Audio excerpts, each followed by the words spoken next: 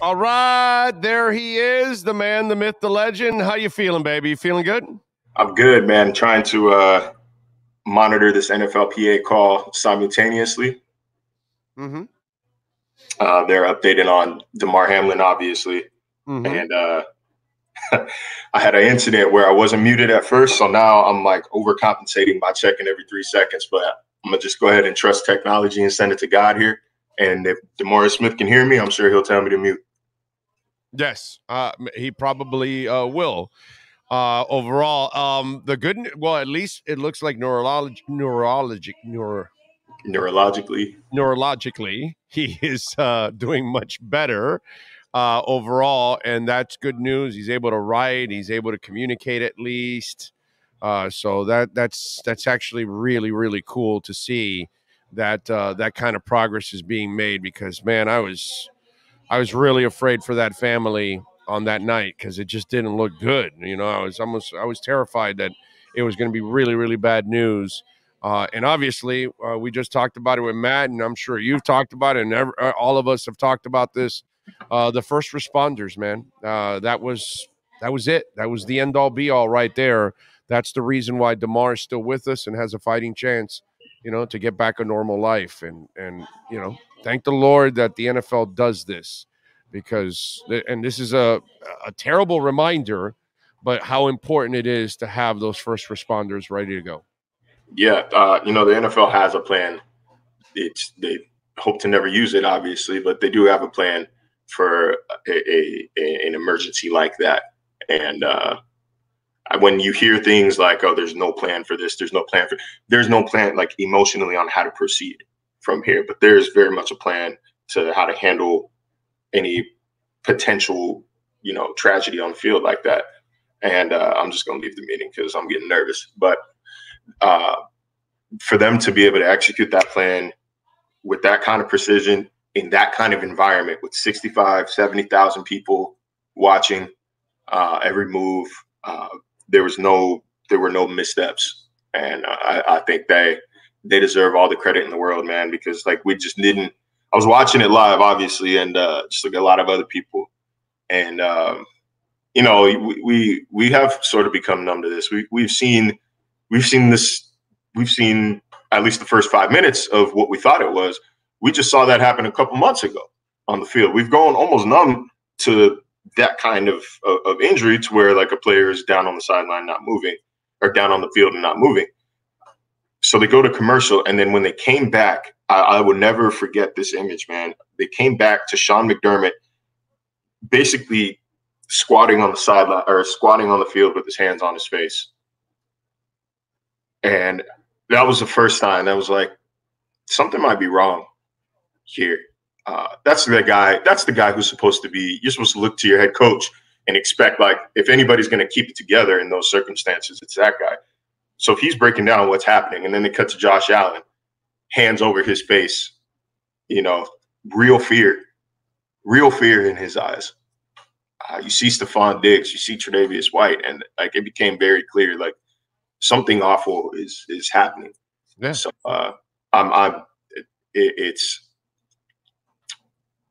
I am grateful that he has been able to recover to this point. Obviously, he still has a long way to go, but as they describe it, the lights are on and they know he's home. That's incredible, man. Yeah, That's incredible.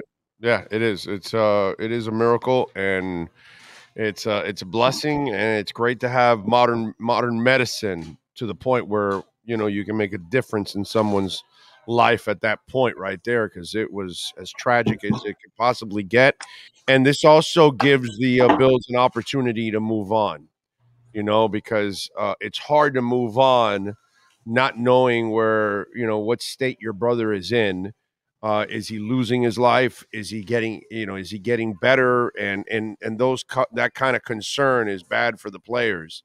And so it's good now that they're going to be able to move on and feel at least that, okay, progress is being made and it's not as dire now. Now they can kind of spin it. And instead of playing it in disrespect, now we're going to play it in honor of DeMar, and I think that that's what's going to end up happening is that they're going to be motivated to play a great game in his honor now instead. And I think that's what changes the trajectory of this whole thing once you're able to find some good news. You know, the dad addressing the team and all of that. I thought that was really, really important. Yeah, and you heard like they didn't even want to leave the stadium until they knew he was at least stable. They had no choice but to go home. But not Stephon Diggs. Well, not Stephon Diggs, but you know, what are you going to tell? What are you going to tell him? You know what I mean? Yeah, I have more power to Stephon Diggs. I think more players should have stayed. To be quite honest with you, that's kind of the moment where you say, guys, we got to go back. But if anybody wants to stay, we'll book you some rooms. We'll get you set up and all that. And so, you know, I think, you know, you want to do something like that. But whatever. I mean, listen, again, none of this is right or wrong. This is unprecedented. We don't know how to handle this. It's just so new to everybody, to the Bills, to the league. You know, what I can't blame anybody for anything that they did. You know what I mean? At this point, I don't think the good thing is nothing has been. I don't think overall nothing's been mishandled, and to me, that's the most important part. Correct. I think they handled it wonderfully. And they deserve all the praise and recognition for that. Yeah, I'm with you there. All right. We were just talking about this with Matt Verderam. It seems like now the reports are they're not going to replay this game. So if they're not going to replay this game and the Chiefs win on Saturday, the Dolphins are screwed because why should the Bills even try in that game? I think maybe for that same reason that you said, like it's playing in honor of them instead of, you know, in disrespect of them. So you go out there and stomp New England for your guy. Like I wouldn't expect them to I wouldn't expect them to mail it in. I still think their backups will beat New England, to be quite honest with you, because I don't think they're going to play Josh Allen a lot because, you know, why would you? And at the same time, Marcel, if you let New England beat you, that's who you're going to face, not Miami. So who would you rather face, Miami or New England? I'd rather face the way they're playing right now. I'd rather play the Dolphins. No, I would rather play the Dolphins right now than play New England. Well, like by some stupidity, I'm not in. If I'm Buffalo right now, I'm not intimidated by either team right now. But everyone knows how to play defense. But wait a minute, hold on a second. But what if these guys were idiots and they want to play Tua? And Tua, the crazy bastard that he is, says, "Oh no, I'm healthy. I want to play. I've been cleared. This, that, and then it's a playoffs. We got to go." And I don't think they should play Tua at all. I think he needs the entire offseason rest. That's my opinion. But stranger things have happened in the NFL. So do you want to face Tua in that offense? Or would you rather just face, you know, Mac and that poor offense that's not going to do anything and you'll take care of them with no problem? You know what I'm saying? Just saying, like, that is a threat at least. The Miami offense with Tua is a threat, whereas there's nothing you can actually put New England that they're a threat at all. I'm sorry, man. Like it might hurt some Dolphins fans' feelings hearing this, but show me the lie. Nothing over the past month has, if I'm a Dolphins opponent, has even remotely intimidated me about this team. Remotely scared me about this team. They're good for one enormous nuclear play a game, and then the rest of the time they're going to struggle to move the ball. Even with Tua, for the first 4 games of that losing streak, we'll call it 3.5. We'll call it 3.5 games of that losing streak. He was pretty ineffective. He was very effective in the Buffalo game. You're wrong. Very effective. He had nothing to do with the loss. Zero. He won that game. Okay, sure. Mike McDaniel. Sure, but they lost that game. Mike McDaniel, Tyreek Hill, Trent Sherfield, they lost at that game. Not Tua. Yeah, sure. We're splitting hairs. We're splitting hairs here. No. We're not splitting hairs. We're splitting hairs because then what happened the following week? Like they didn't build on it. No, my brother. You said he played. You know, he was ineffective for 4 weeks. He was very effective against the Bills, and he played well. He doesn't deserve any criticism for that game. Rip him for San Francisco, rip him for the Chargers. Hell, even the first half against Green Bay, he was playing fine. He actually played 6 good quarters. It's the back end of that was bad. It's unfair to label him that way. He was very effective against Buffalo. Dude. Okay, well, like let's, instead of looking at everything under a microscope, let's look at the microcosm of all of it. Even if he was playing well, let's say even if he was playing well, that offense as a whole was not. Like, it still was not. Like, and I'm talking about the Dolphins as a team have not shown anything to me to remotely intimidate me if I'm able to pick my playoff opponent right now. They haven't. It hasn't mattered. Call it play calling, call it receiver communication, call it whatever you want. But it goes back to what we were talking about last week in terms of excuses. Eventually, you stop caring and you start looking at the product. And stop caring about the I get that, but nobody blows them out. They just barely beat them by under a score. Well, it's not. Who cares? Wouldn't you think about it? I'd almost rather they get blown out if I'm a Dolphins fan, because at least I know, okay, we just didn't have a chance. This is just the flat out better team. You keep losing by 1 score. Now I start to think, where are you late in games that you can't close these out, that you can't close these gaps and overcome and protect leads? I'd almost rather just get smacked than say, this is good. Hey, man, look, bro. I'm glad you brought this up. This sucks. No. Hold on a second. I'm glad you brought this up. I'm so glad, because, see, I look at it completely different.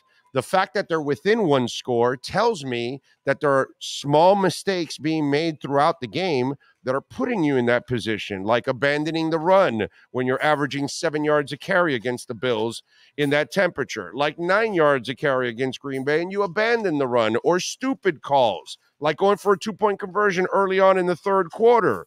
But the bottom line is, I'll show you, we just talked about this with Matt Verderam. So let's see. The guy from the Carolina Panthers gets fired. Matt Rule. Interesting that Baker Mayfield plays better football in the Rams than he does with them. Interesting that Sam Darnold has completely turned his career around without Matt Rule. They go and trade Christian McCaffrey. They think that they're down. They actually start winning games now. They're actually playing better. Sometimes the people within your organization or on the field are stopping you from winning. And so where you and I differ on this is they're not that far from winning those games. And Mike McDaniel might have been one of the main reasons why you lost a lot of those games, because you put Braylon Sanders in a position that he wasn't ready to perform. All he had to do was run for a touchdown that Tua threw, and he didn't do it. That's bad coaching. Bad coaching is not staying with the run to protect your defense, keep them off the field, protect your quarterback. There's a lot of things that went on where you and I disagree. Is this is actually a really good Dolphins team. The problem is they were so injury prone this year, and Mike McDaniel is still green as a play caller, as a game manager. He has to grow up also as a game manager. I think you're labeling this team worse than what they really are not, actually. I think they're a pretty good team. It's just there's some tweaking that needs to be done with the coaching and some luck on injuries. And I think it would be a completely different season. But as injured as they are, as many mistakes as they make, Marcel, they only lose by within a score. Let me put it this way. The Texans have 13 losses this season. 8 of them are by 1 score. Yeah. That is when I'd be optimistic. If I'm a bad team and I'm still hanging around, we're 1 score away. Then you can say, okay, hold on a second. Like, we might have something to build on. When you're 8-3 and you keep losing these damn games by 1, I don't care if it's by 1 score, 2 scores, 50 scores. It doesn't matter. When you're 8-3, the standards got to be higher, Big O. I get it. There's no moral victories to losing 4 or 5 in a row. But I'm telling you what's going on. Mike McDaniel is one of the main reasons why you have had this losing streak. He has mismanaged the offense over and over again, my brother. I'm not arguing that. We have to be critical and we have to be fair here. We can give people love when they're doing great, but we've got to be fair when they don't do a good job. And the last 4 weeks, I'm not going to blame him for San Francisco. He did a marvelous job in San Francisco. Tua was completely off in San Francisco, actually. But the other games, I got to throw him under the bus, bro. I have to throw him under the bus. He had to do a better job as a coach, and he has not. I am curious. Like, I don't know. I don't know if I'm calling. I don't know if I'm just putting Green Bay all on him. I am actually curious just how impactful Tua's in-game concussion was on what that offense could do. Because I think the plays were there, the decisions were not, and we know what. We know why. We know why. Like that one, I'm not like I can't necessarily blame. I can't blame Mike, and you can't blame him for Buffalo, bro. You can't blame him for Buffalo, dude. Mike or Tua? Tua. Oh, I was talking about Mike. I can't blame Mike for Green Bay. Okay, yeah, no, you're right. In a way, well, no, that's not true. First half, when you're running like crazy, you come to the 3rd and 3 and you kill your running game, and from there on out, you went more pass happy. And then when you went back to the run, it wasn't working. That was your fault there. I got a little pissed with him that they were killing Green Bay on the ground, like absolutely motorizing them. How do you not keep running the ball on Green Bay? That's the part I don't understand. Keep Rodgers off the field, dude. So the thing. But that's the thing is they actually entering that game during that losing streak. They were, I believe, it was dead last in the NFL in average time of possession, last in average time per drive. Green Bay was, I think, top 2 or top 3 in both categories. But the time of possession split was very even that game. Like Buffalo, Miami did a good job of controlling the ball compared to the Buffalo game, the Chargers game, the Niners game. Like on paper, everything looked like, okay, Miami should have won this game, except they turned the ball over 4 times. Like that's literally, we can argue abandoning the run. We can argue X, Y, Z, this route, that turnovers changed that game. It was I think it's 4-0 or -4 differential. You're not winning. You're not winning like that. Amen. You're not winning like that. So like, that's what I'm saying. Like, if Tua wasn't concussed, then I doubt he makes some of those decisions. Or maybe even all of those decisions, the interceptions. So, it's hard to say, but the overarching point, it still remains, no matter who's at fault, like nothing about unless they come out on Sunday and they beat the Jets 65-2, because an errant snap on a punt goes through the end zone or something. Then like, there's nothing that I've seen that makes me think that this team is not only a playoff team, not only playoff ready, but won't be an easy out in the playoffs. That's right, Pat. Kader Kohu did have that interception. Still, -3 semantics. You're not winning that turnover differential. But either way, yeah, like I'm not scared of Miami right now, like I was in November and October. Then when shit, man, we had an assignment. We had an assignment like we do every Power Ranking Monday. And I think entering the bye week, our assignment was recalibrate your team's expectations. And I said, you need to win a playoff game. Not even just you need to win a playoff game. You're capable of winning the division, and you better win a playoff game while you're at it. Like, I was all on board. This team looks unstoppable. This train don't stop. And that's just done now. I don't believe in this team right now. I don't believe in the team right now. But it's funny how you say the Dolphins were intimidating early when the Patriots have never been intimidating. At no point. They play defense and they have Bill Belichick. That's the only reason. Like, I'm not saying they're good. I don't think the Patriots are good at all. But I don't think the Dolphins are good right now either. Like, this isn't me saying, I'm so scared of the Patriots, I don't want to play them. But if I had to choose, like who would I rather play between New England and Miami? Yeah, give me Miami right now. Give me the team that's on a 5-game losing streak. That's not a hot take. That's not a hot take. Yeah. Like, at least New England somehow clawed their way into being in position to beat the Bengals a couple weeks ago. They were able to starve out the Dolphins on Sunday. Like, they play defense at the end of the day. That offense sucks. It sucks. But I think the defense has scored in 5 games, 6 games this season. Like, it stops becoming erroneous and starts becoming a trend after a while. Like, it's not an outlier, it's a trend. This defense knows how to put points on the board itself. They've got playmakers, they've got pass rushers, they've got a defensive-minded head coach, probably the greatest defensive mind of all time. Like, then, like, it doesn't always help you. They got the brakes beat off them last year in the playoffs. But yeah, there's not. If I had to choose one right now, yeah, I don't really think it's that difficult of a decision either. Just because they're not playing, Miami's not playing well at their peak. Like, if we're talking about if they're guaranteed going to play the best game of their season, both teams, whether it's Miami or New England, guaranteed going to play their A+ game, then yeah, I'd rather take New England. Or I'd rather play New England, of course, because I don't want to play Tyreek Hill and Jalen Waddle and Tua when he's sharp. I don't want to touch that. I don't want any part of that. But right now, that offense isn't the same. This isn't the same offense that we saw in October and November. Yeah, no, so you're unless right. I see something, unless I see that return, then I'm not intimidated by the Dolphins right now. No, I get it. With Skylar, for sure, it's not an intimidation. With Tua, it's a whole different ball game, and it could be a whole different ball game. Again, I would not play him.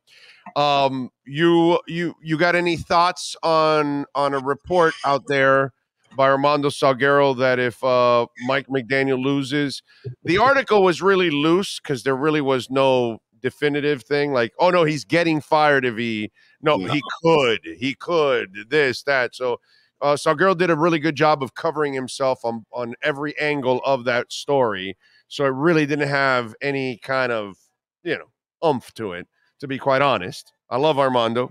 I love you, Armando, but that story, So I'm just wondering, how do you look at this final game in the first year for Mike McDaniel under crazy-ass Stephen Ross? I couldn't roll my eyes hard enough. He named 3 guys. He named McDaniel, he named Greer, he named Boyer. It said nobody's job is safe. There's one guy out of those 3 whose job is not safe. Because what is it Chris Greer's fault that they don't have a first-round pick this year? He was supposed to operate with 2. It's not his fault. It's not his fault that plan didn't work. They had a backup plan right now. If they're healthy, they don't trade for Bradley Chubb.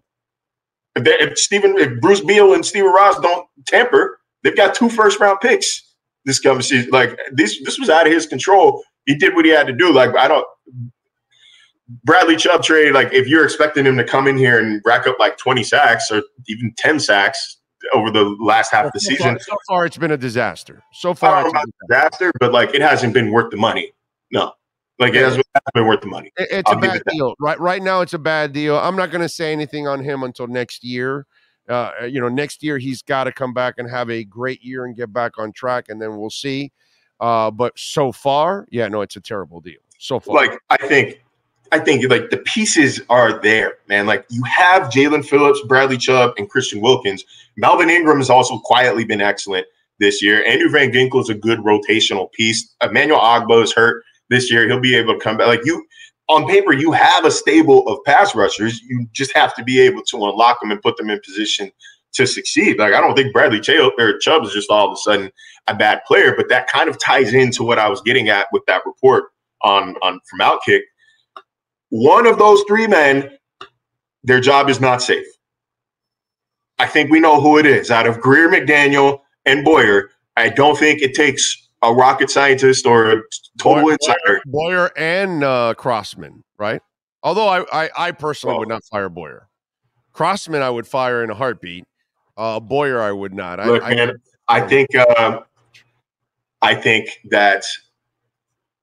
think that those the whispers of Vic Fangio coming along with he inherited these guys, so it made sense for him to stick with them for now, so he doesn't have complete upheaval, new defense, new special team scheme, new offense. Everybody's learning, so the grading, the curve was okay. Only offense this year, so of course the following year you're going to tweak everything that you inherited. You might make a change or 2, I'm sure.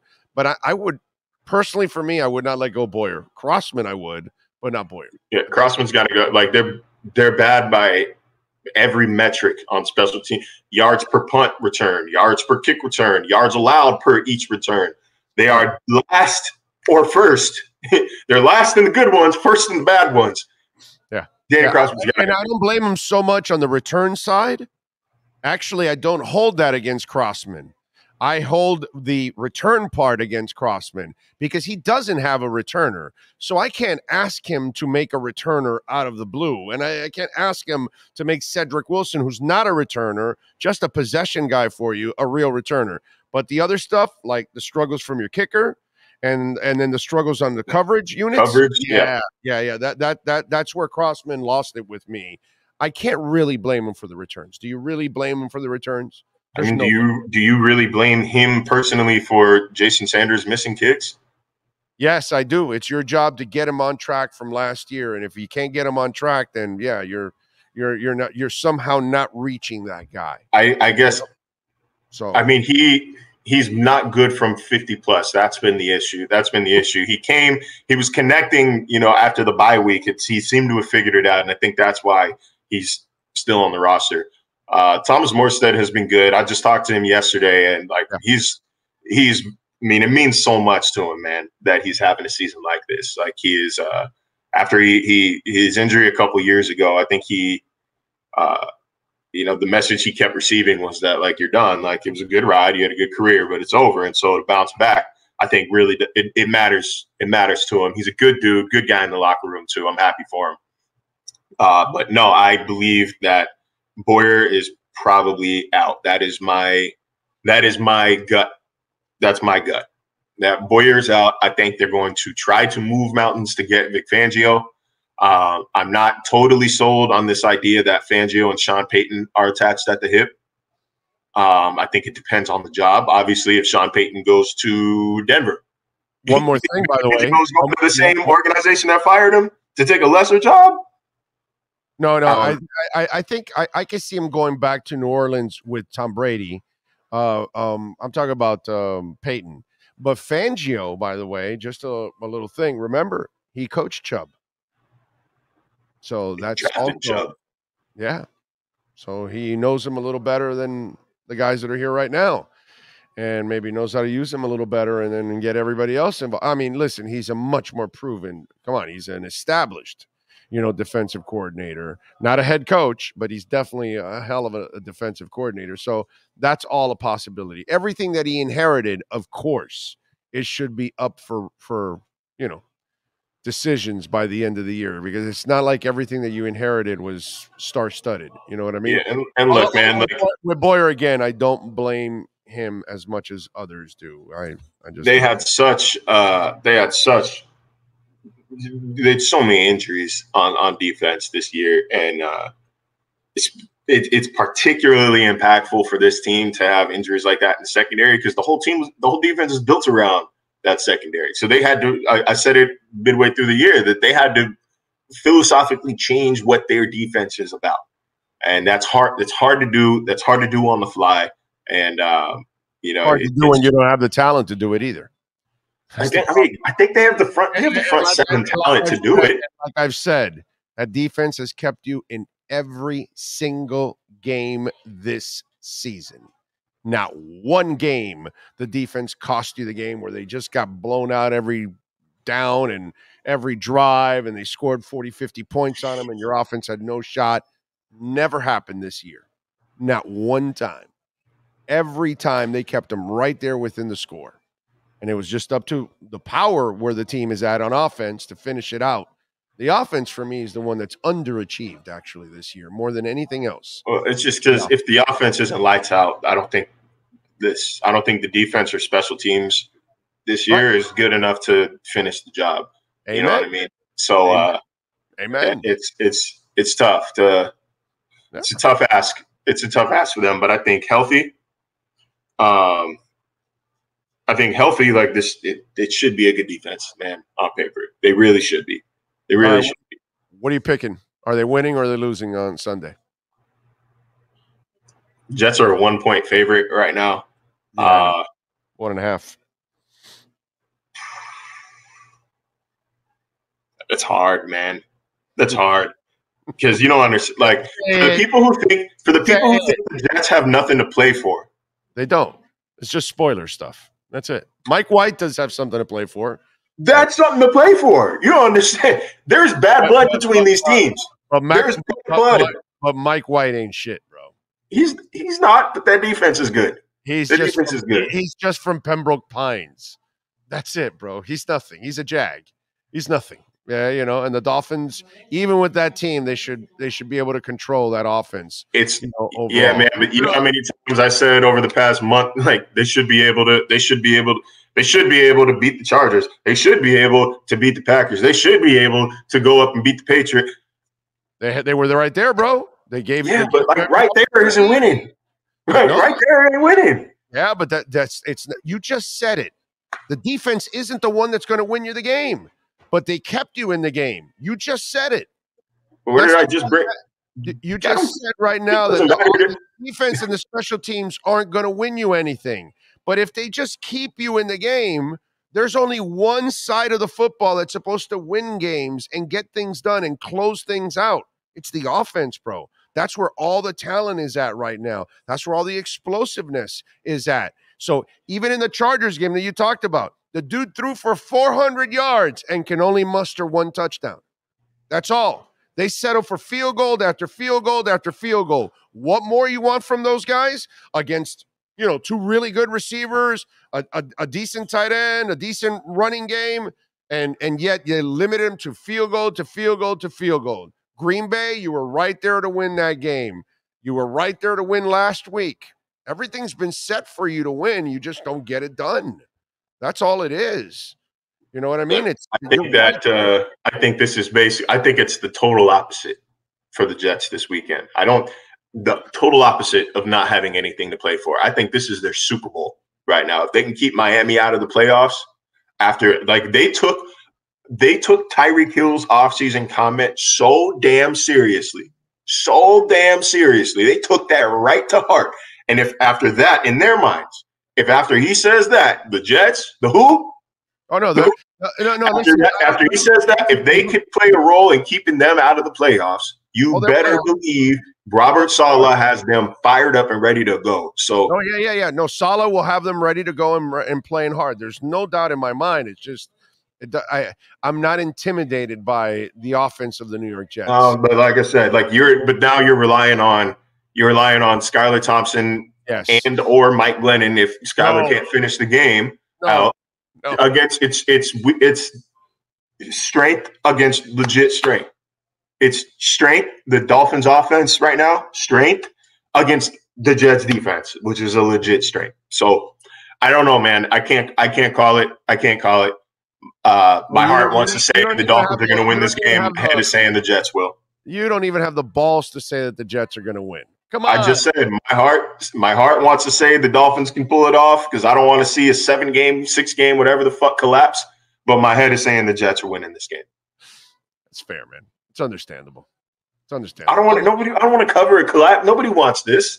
No, we're not in that media room like in a prayer circle with candles in the center saying one more loss. You know what I mean? Like we're not like levitating Daniel Oyefusi and saying like, there's no weird shit going on. Like nobody wants to cover this, man. Like I don't want to cover a collapse. I don't want to go through that whole off season about talking about what if this, that. So, but yeah, Ben, like I'm not very confident in them anymore. And this is now, it's 2 weeks back to back where I've said they're going to get right. And they didn't. So fool me once, shame on you. Fool me twice, shame on me. I don't know what the saying is for the third time, but I'm just not going to get fooled again. I'd love to be wrong. Did McCarthy get elected yet? Because he's been fooled like 6 or 7 times already. All right. What are you working on ESPN so folks can check you out? A little preview of Sunday's game, what to expect with Skylar, what the team's saying about Skylar, and preparing for some tough questions to be asked if they don't pull off the win. Yeah. Unfortunately. But welcome to our world. We've had a lot of pain for the last quarter century. So you are in the pain game now with the rest of us. Follow him on Twitter at Marcel_LJ and catch his work there at ESPN and catch him twice a week here, giving you the edge with our Edge Energy Drink Miami Dolphins report. Marcel, thank you, my friend. Appreciate you. Yes, sir. Got it. There you go, Marcel Louis-Jacques. Remember, go to the website. Go to myedgedrink.com. You're going to see a lot of edge in 2023 and 2024. This thing is going to explode. More and more people are finding out about the best energy drink on the planet. Delicious, smooth, zero aftertaste, only 78 calories. And when I tell you delicious, smooth, and zero aftertaste, I mean it. You're going to freak out because you know how it is. Most sports drinks have an aftertaste. Edge does not. Go to myedgedrink.com. Use our code Big O. Get 10% off. Edge energy drink, baby. You now have the edge.